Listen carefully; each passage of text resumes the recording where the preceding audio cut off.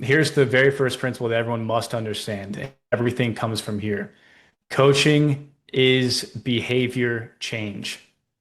Everything that you provide to your clients is a means to an end for them to do something differently than the way they were doing it before they joined your program. The stuff that produces an outcome requires an action.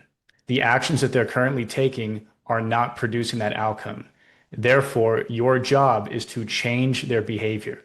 Ryan, let's say some guy isn't able to hold his frame with his wife. He completely collapses when she's, demanding more of him. And then, of course, we know the cascading negative effect that happens from there. What's the thing that you would coach him to do in that case, in that specific environment? You would have him hold his frame. Kevin, maybe it goes specifically into a marriage, specific example there, but you're understanding that they have to act differently than the way that they were acting before they joined the program, right?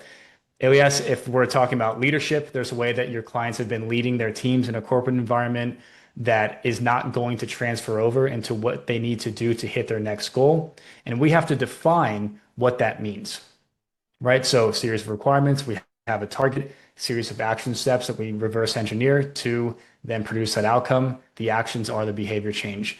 Now, does everyone understand that? Very simple, very fundamental. That is a first principle.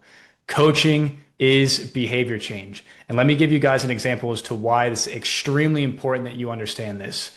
When you go to create course material, the purpose of your course material is only to the extent that you are getting your client to change their behavior towards the outcome that they purchased from you. You are not giving them 2-hour lessons for the sake of learning things. You're not changing their mindset just for the sake of changing their mindset. Everything is orientated towards the specific series of actions that you've defined as the subject matter expert to produce the outcome. It can be a healthy marriage. It can be losing 30 pounds. It can be getting to 10K per month. It can be getting a promotion. It can be getting to 300K per month. It can be getting your first 5 clients. Whatever it is, we set a very clear outcome.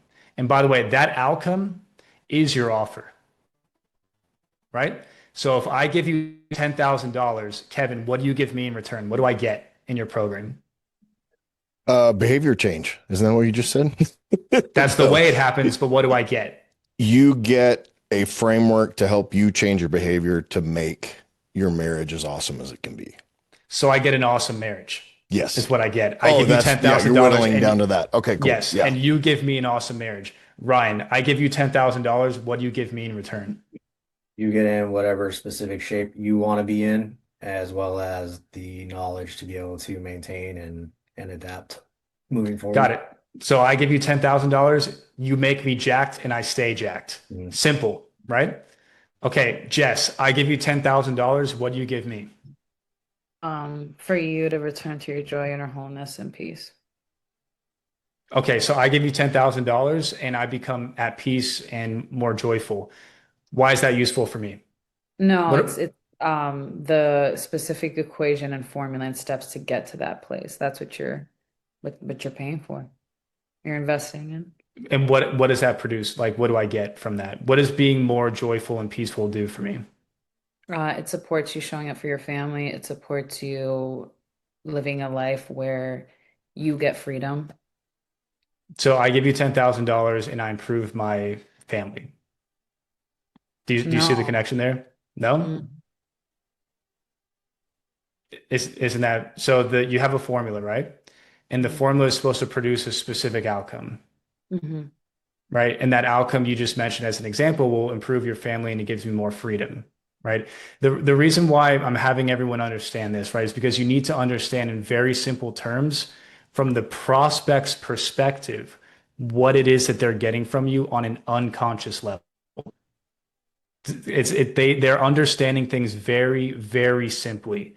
We can give them frameworks, we can give them formulas and strategies, but in their mind, they're understanding there's a script running in their mind. We're like, okay, I'm going to give this person money. It's going to help me solve this specific problem, and that problem leads to this specific result. And if we can articulate what it is that we're actually offering to the market in that simple language, No content that you produce will ever work. No DMs that you produce will ever convert. You will not be able to book calls to the extent that you need to. If they do end up getting on sales calls, you know what you're going to have to do? You're going to have to manually create the perception on that call that gets them to buy. So you can see how everything is downstream from here, right? This is a first step. You have to be able to understand the trade, the deal. If I give you $10,000, what do you give me? And you have to be able to define that, because if you can't define that, you cannot create a client journey that then supports that program. So that's step number one. Step number two, Elias, you have a question? Just about that is what I heard Kevin talk about and how he leads with marriage. In my case, it's a bit of a struggle because I'm not sure what to lead with. Because some folks are not looking to exit the business, they're just looking to buy back their time. So my idea is to focus on that, to just to help them buy back their time and not be indispensable to the business. And I'm just trying to get feedback on that because it's a So struggle I have now. oftentimes when you have a kind of Swiss Army knife of an offer where there's multiple outcomes that can be produced from it, you get to choose.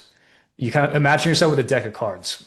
Your offer is all five of them in regards to the outcome, but you need to be able to identify which card is related to the person that you're talking to. So like you said, someone wants to work, maybe let's say they're working 40 hours a week and they want to work five. Well, you're going to talk, the outcome is that they're going to give you $10,000 and they're buying back 35 hours each week through your system's implementation. Maybe some people want to level up as a leader. Maybe that's card number two. You're going to say, hey, these systems that we're installing is going to maximize your output, which is going to maximize the amount of value that you're providing for your company. Here's a tactical way for them to be able to see that and position yourself as whatever, position they're trying to elevate to, right? You would talk about it in that frame, right? And so the important thing is to, again, define, not it's like myopic, where there's only one thing. You define it in that practical way. Again, this is the exercise. I give you $10,000. What do you give me? You define that. And then the real job on the acquisition side of things is to be able to identify who it is that you're speaking to, and you match that outcome to what it is that they really want. Does that make sense? Yes, thank you so much. So, Really helpful. yes, so it's a very clear if-then protocol. If client avatar is X, then use card Y.